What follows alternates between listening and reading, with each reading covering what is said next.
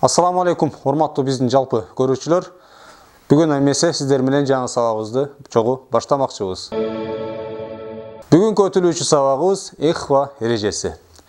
Ихва тууралуу түшүндүрмө бере турган болсок, сүкүндүү нун жана танвин башта айтып өткөнүбүздөй, сүкүндүү нун же танвин ан ин ун 15 тамгага жолуккан болсо, ихва эрежесинде 15 тамга бар. 15 тамгага жолуккан болсо сүкүндүү нун жана танвин.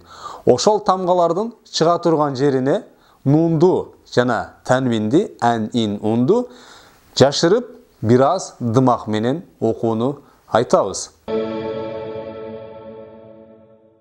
Ихва тамгаларын жакындан тааныша турган болсок, бисмилла дегенде биринчиси та, фа, жим, дал, зал, зе, син, шин, сод, дод, то, во, фа, каф, каф.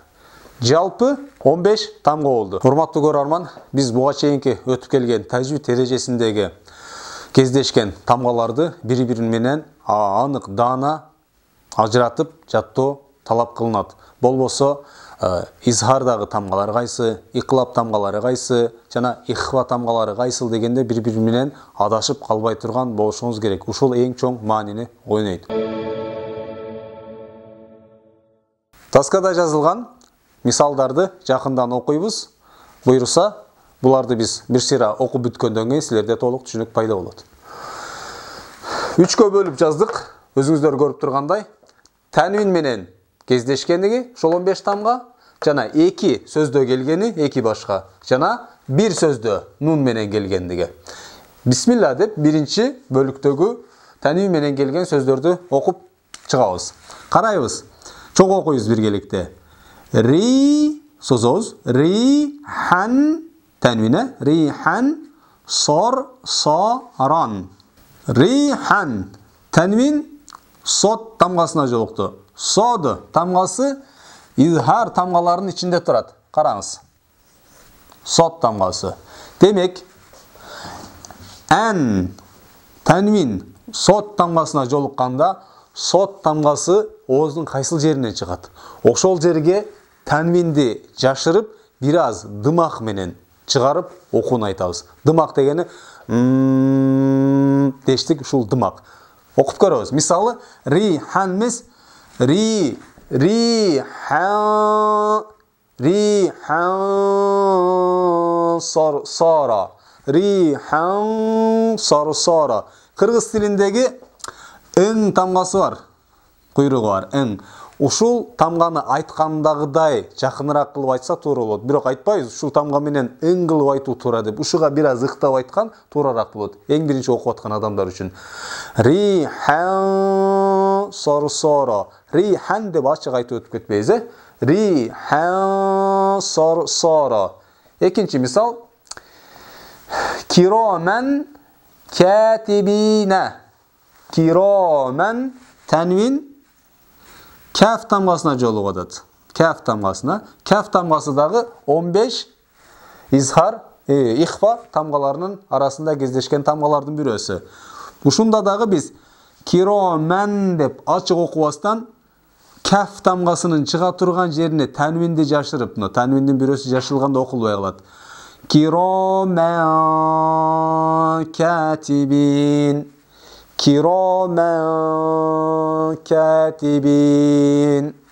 Же болбосо үчүнчүсү танвин менен ун танвини менен жолукканда кынванун дания же даниятун. Кынванун танвин дал тамгасына жолугуп атат. Демек бул дал тамгасы дагы ихва тамгаларынан болгондугу үчүн нун деп ачык окубастан буну дагы жашырамын. Кынванун дания. Кыскасы, кайсыл тамга жолукса, ошол тамга чыга турган жерге тилди алып барып, ошол жерден ихва кылып жашырып туруп, андан кийин айтып беребиз. Экинчи бөлүктө карайбыз. Эки сөздө келген болсо, сүкүндүү нун. Карайбыз. Сүкүндүү нун жим тамгасына жолугуп атат. Жим тамгасы ихфа тамгаларынан. Ин жаакум. Ин деп мен ачык окуй албаймын. Анткени ин деп ачык окуш үчүн изхар тамгалары жок. Бага дагы алмаштырып бере албаймын. Эб деп да албаймын. Балким бул жерде дагы жогоруда өткөнүбүздөй ихфа эрежеси. Сүкүндүү нунду жашырып окуйбуз. Жимдин чыга турган жерине. Болуп калат.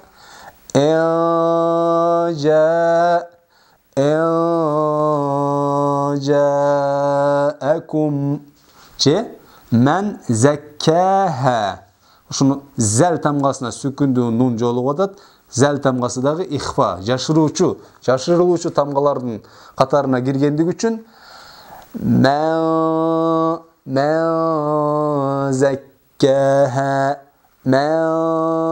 заккаха. Анан мен волама, уже түшүнүктүү болду болуш керек сиздерге. Мен эмес,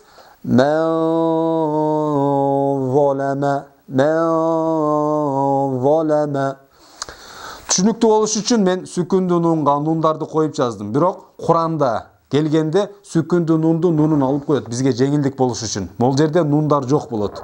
Биз окуп атканда дагы сиздерге буну Куран-ы Каримден аяттарды келтирип, мисал келтирүүгө аракет кылабыз. Ошол жерде ушинтип сүкүндүү нундун негизинде нун бар аслындачы. Ошол сүкүнү бар. Сүкүндү алып койгон бизге түшүнүктүү болуш үчүн. Жим тамгасына жолукту демек, ин деп ачык окуп албай, жынын, зәнин, во тамгасынын чыга турган жерине жашырып окуу. Эми нун менен бир сөздүн ичинде келген болсо, карайбыз. Сүкүндүү нун зәл тамгасына жолугуп атат. Зә. Мун зиро эмес, бул жерде дагы уже түшүнүктүү сиздерге болуп калды. Мозиро. Ян қалибу эмес, ян ачык эмес, нунду кофтун чыга турган жерине жашырганда примерно мындай.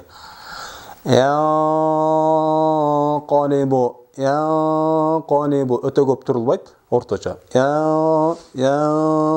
Qalибу бир 2 же 3 секунд аралыгында турсаңар турулат. Мунтахундагы нун т тамгасына жолукту. Мутахун. Урматтуу көрүүчү, мындан келип чыгып атат, сиз сөзсүз түрдө ихфа тамгаларын жатка билишиңиз керек, бири-бирине ажыратпай. Ихфа тамгалары кайсы дегенде та, са, жим, дәл, зәл деп барын ирети менен айтып кетиш керек. Ихлап тамгасы кайсы буга чейинки, изхар тамгалары кайсылар бири-биринен ажыратыш керек. Эмесе Куран окуп атканда сизде бир аз кыйынчылык болуп калат. Сүкүндүүнүн же танвин кайсыл тамгага жолукту, ошондо ачык окуймунбу же жашырып окуймунбу деген нерседе аябай керек болот.